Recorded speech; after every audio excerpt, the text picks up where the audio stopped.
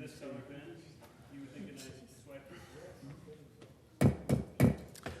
Welcome to our meeting. The date is September 8, 2025. The time is 6 p.m. This is an open meeting of the Grand Island City Council.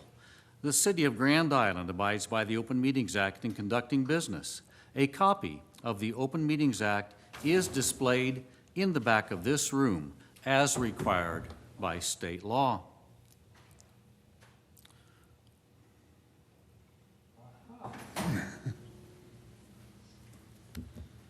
Better late than never, huh? You never know when a train's gonna be here. Please rise as we recite the Pledge of Allegiance.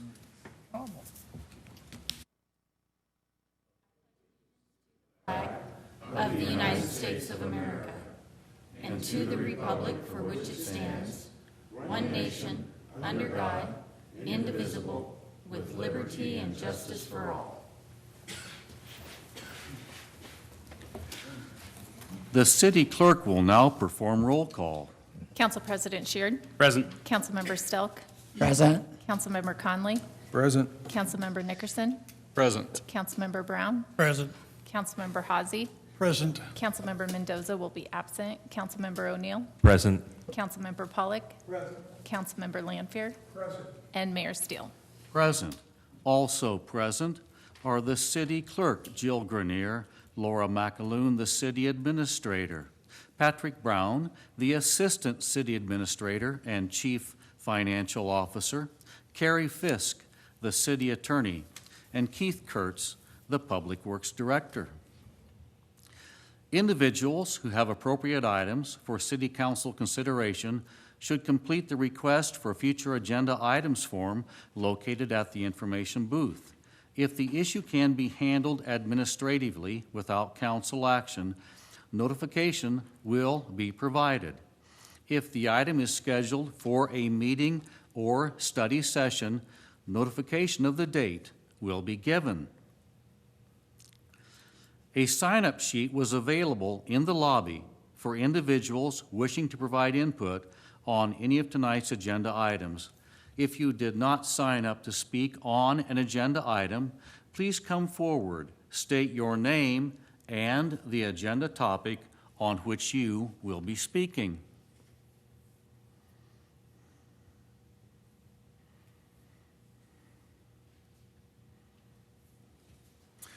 No one is present in council chambers, no one has signed up to speak, and no one has come forward to speak. So we shall continue with our public hearings. Public hearing 6A. Public hearing on fiscal year 2025 to 2026 annual single city budget and annual appropriations bill. Good afternoon, Mr. Brown. Good afternoon. Thank you, Mayor. Good evening, Council. So this evening, we're having a public hearing on our budget. The reason we are meeting this evening, it needs to be a separate and distinct meeting or rest from all city council matters with no time limits. And so this is why we are having this on a special day. A lot of this information is out on the website and in your packet, obviously.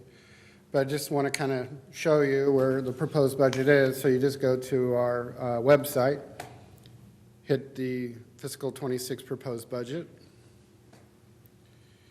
go to executive overview, and this is what we'll talk about first.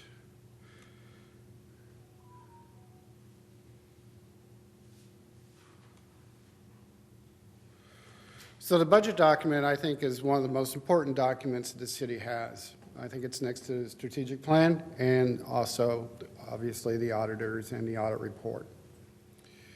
So this is a comprehensive process going through all the activities of the city, looking at what we're spending money on, see where our revenues are coming in, and so on and so forth. So below here is a comparison for the fiscal year 26 to the fiscal year 25 budget. So the fiscal 26 proposed budget disbursement transfers 8.3% or $26 million higher than adopted 25 budget. Difference is mainly due to general fund excess cash reserves and bond proceeds for several parks projects, and Good Life District disbursements and grants placeholder. So the Good Life District disbursements is in anticipation of spending some of that money. We don't know how much. It's just given us the authority to spend. All funds revenue projections for fiscal year 26 increased 1.2%. It's very conservative, or $3.5 million.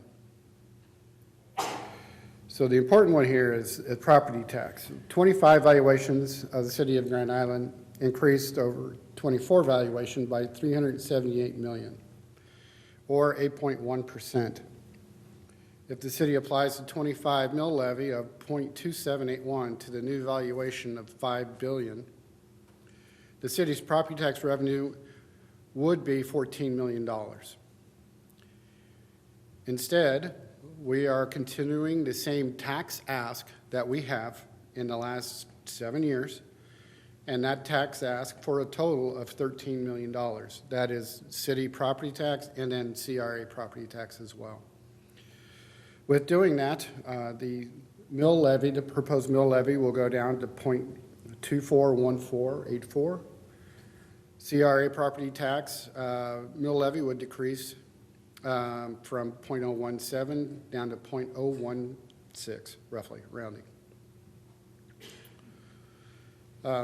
With that being said, I just want to show you, since we're on property tax,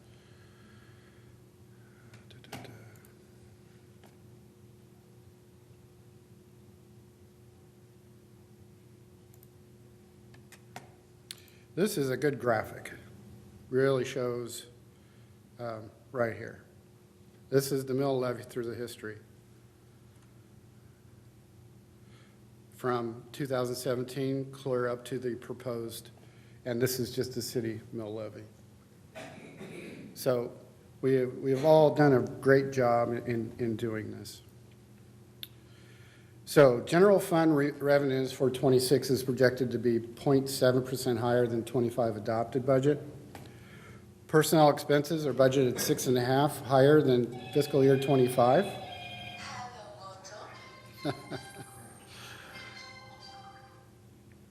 While operating expenses are 3.48% lower than fiscal year 25, with an overall increase of expenses of 4.3%, $2.2 million. Total sales tax revenue is forecasted at $29.7 million for fiscal year 26. This is a 2% increase, or $582,000 over the 25 budget. The increase is in line with recent trend in sales tax for the Grand Island, but for slightly lower than forecast inflationary data. All other revenue sources in general fund account for $35 million, a decrease over a 25 budget of $55,000, so very de minimis. So that is it for the general fund and the overall summary of the City of Grand Island budget. Below here is the capital improvement projects and equipment purchases of fiscal year 26. And it is in your packet as well. And so it's broken out by departments. And so anybody and everybody can see what we are spending projects on. At the end of the day, we're spending $82 million in projects. So quite a bit of money.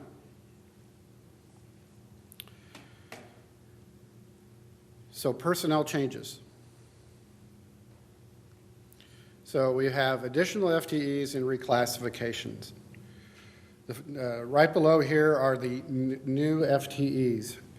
We have a police officer. We have 2.5 CSOs, mainly due to animal control. We have a maintenance worker for parks.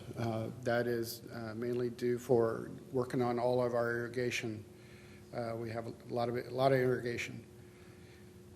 Attorney, and library assistant, 1 part-time. So this is actually 5 part-time people working 16 hours a week.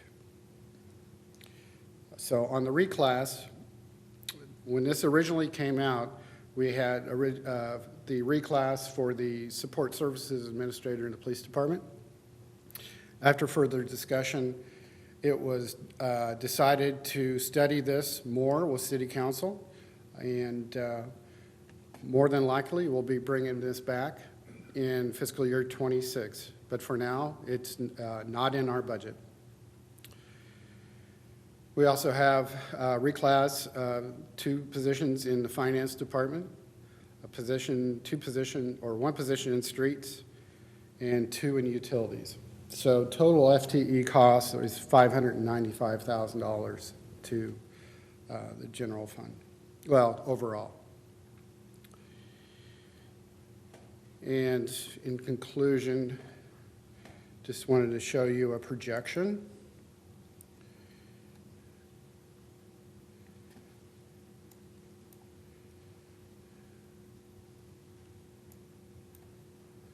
So this is a general fund projection of 5 years.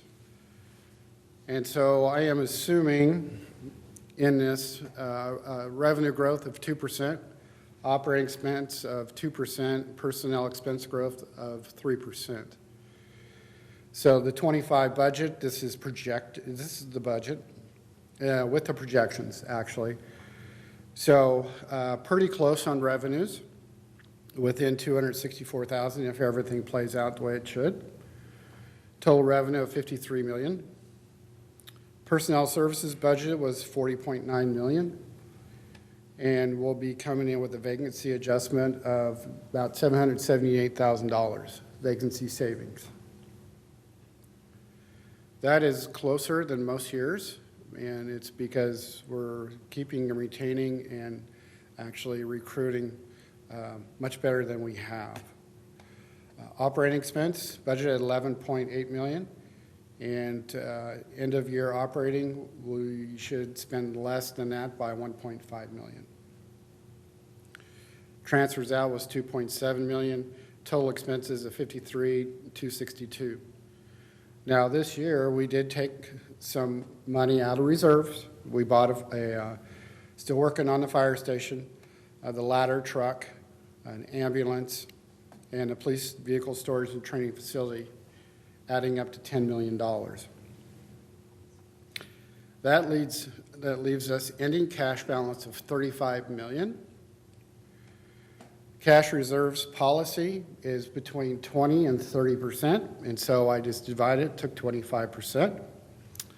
And per our fiscal policy, we need to keep $13.3 million in the bank. This more than covers 2 months' worth of expenses, which GFOA, our Government Finance Officer Association, their minimum requirement is 2 months. Now, from there, we have excess reserves of 22.4 million. And so we go back up to 26.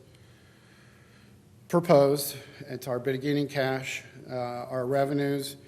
And I did put in a projected, we're always very conservative on general fund revenues. So I put in an adjustment of 300,000, saying that I'm betting on that we're going to have at least $300,000 more than this number. Transfers in is 35,000, a little bit down from usual. Total revenue of 53.7 million. Personnel services went up to 43.6. As you could tell, this is our biggest cost center. So this is why we look at this pretty hard. End of year vacancy adjustment, again, this is low, this is conservative, but we think we'll save at least 500,000 due to people leaving and the time it takes to recruit, hire, and train. Operating expense, 11.3 million, just a little bit below from last year. And looking at it, operating adjustment about 500,000. Again, conservative. Transfers out is up a little bit for this year. We have economic development at 950,000, transit at 530. Those are our matches that we need to make. MPO of 62,000, community development 100,000, and equipment into the equipment capital equipment fund is 1.4 million. In the future, and this is a goal that I'd like to stick to, is 2.5 million. Because it just seems like it's growing and it's kind of getting out of hand. So we really need to concentrate on planning better in our equipment purchases. So we have total expenses, 57.1 million. And for right now, I have the Stolly Park Train Improvement Area being paid out by cash, 2.25 million. Ryder Park Ball Field Upgrade, 3.8 million. Part of the Island Oasis renovations at 4.5. Total reserve usage of $10,550,000. Ending cash at 21.7 million. Our policies, again, at 25% is 14.2. And our excess reserves is 7.5. I'm comfortable with this number. I don't want to go any lower than this number. And so that's where we are with the general fund. So if we look out, 5 years down the road, and as usual with these projections, it's always worst case scenario, right? So this is where you're getting into the red in 29. I believe it's 29, yes. So we will watch our upcoming years and keep an eye on our future. Sales tax revenues, I'm just missing September, should be out, which is July sales, which will be out in 1 week. I'll know that number. So we're pretty close of what we did last year. So that is it. Public hearing is now open. Is there anyone that would like to speak on this item? If not, public hearing is now closed. Proceeding with 6B, public hearing on fiscal year 2025 to 2026, General Property and Community Redevelopment Authority tax request. Mr. Brown. Yes, thank you, Mayor. I just touched on this in the last presentation. Again, the mill levy for the city would go from 0.2610 to 0.2415. CRA would go from 0.0170 to 0.0158. And then the parking ramp across the street here. That's on the next one. So the total mill levy that we would get for city and CRA goes from 0.278135 to 0.257290. And this, again, is requesting the same amount of property tax that we have in the last 6 to 7 years. Thank you. Public hearing is now open. Is there anyone that would like to speak on this item? If not, public hearing is now closed. 6C, public hearing on fiscal year 2025 to 2026, Parking District Number 2 ramp tax request. Mr. Brown. Thank you, Mayor. We are asking the same tax ask for the parking ramp. It's $9,090. That moves the mill levy from 0.01047 to 0.009711. So we're getting down there. So that is it for parking ramp. Public hearing is now open. Is there anyone that would like to speak on this item? If not, public hearing is now closed. Thank you, council members. We have completed our agenda. We are adjourned.